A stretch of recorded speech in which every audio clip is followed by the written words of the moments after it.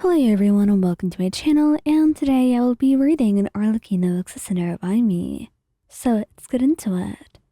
You stood at the edge of the garden in the house of the hearth. Arlecchino stood by your side at the altar. Regal, composed, and deathly beautiful. And for the first time in front of the world, openly yours. She wore black and red tailored in harmony. Her coat shoulders adorned with subtle embroidery. Lynette was the first to appear beside you, silent and composed, holding the bouquet that you'd left behind in your flustered pre-ceremony nerves. She said nothing, but when your eyes met, her faint smile steadied your heartbeat, like a lullaby made of quiet courage. She's nervous too. Though, knowing my father, she'll never admit it. Lynette whispered as she handed you the flowers. And then came Lenny, all spark and show.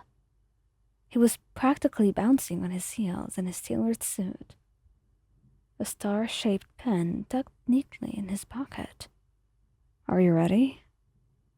Because father has looked ready since sunrise. I think she has been standing in the courtyard since dawn, just waiting. She doesn't wait for anyone, he replied, and he grinned. Exactly. Fremine trailed after them, stiff in his formal wear, fidgeting with the sleeves.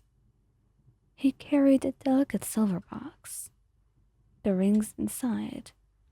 He didn't speak, but his nod as he handed it to Lenny was sincere.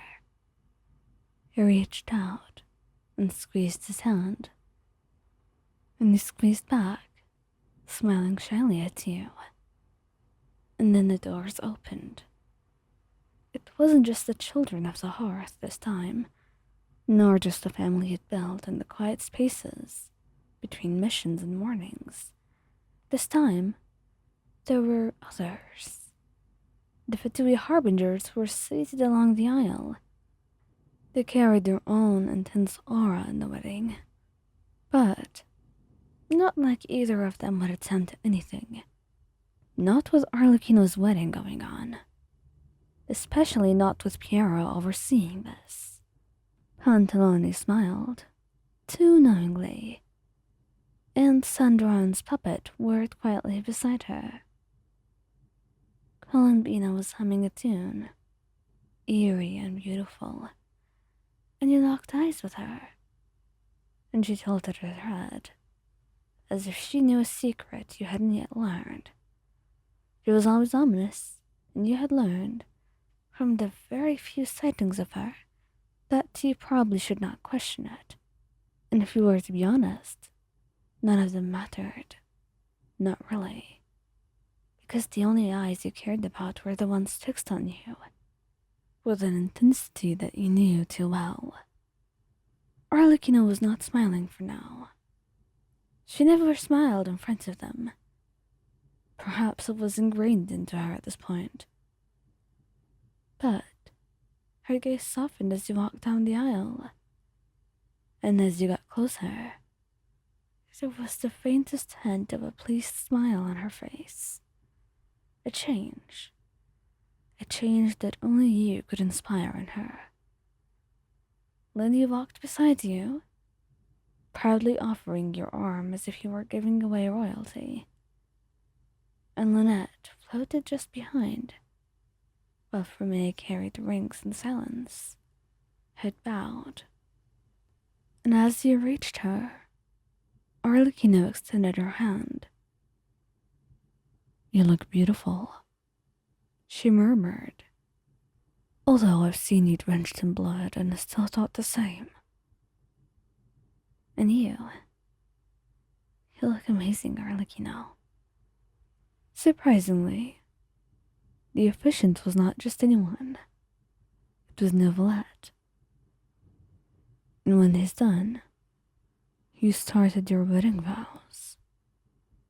I vow to protect the family that we have and the one that we will build. To stand beside you, not behind and never ahead. We'll stand as equals. I'll be yours, just as you are mine, she said, voice clear and sharp, and just as fragile beneath the surface. Whispers ran through the crowd, and then it was your turn. And you knew people were shocked, just from what they were hearing from her. And when you said your own vows, Fremine stepped forward, opening the ring box.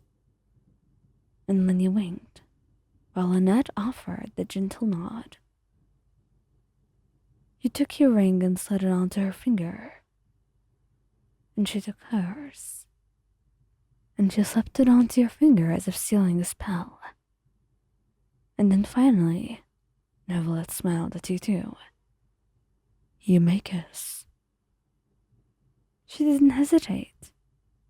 It was not tender or patient.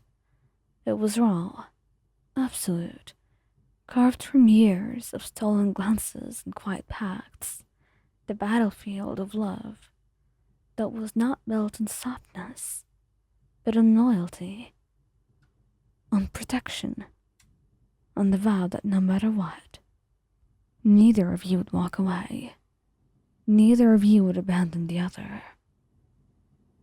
The Harbingers had varying reactions, not that either of you cared, but it was the children of the house who stole the show for you, cheering and clapping.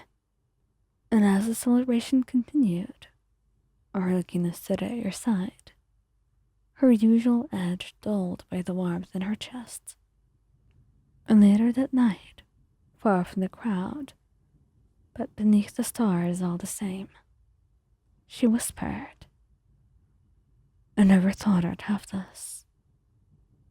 Well, you have it. I don't deserve it. You do, Arlie. You do. Both of us. We've wanted this for so long, and now we finally have it.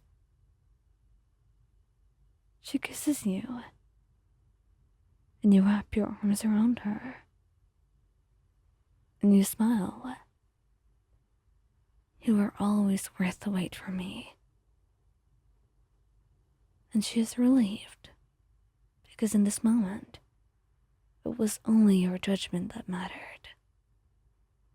And right now, she had you, and everybody knew. There was no reason to hide from the world anymore. Nothing to fear, and everything to show.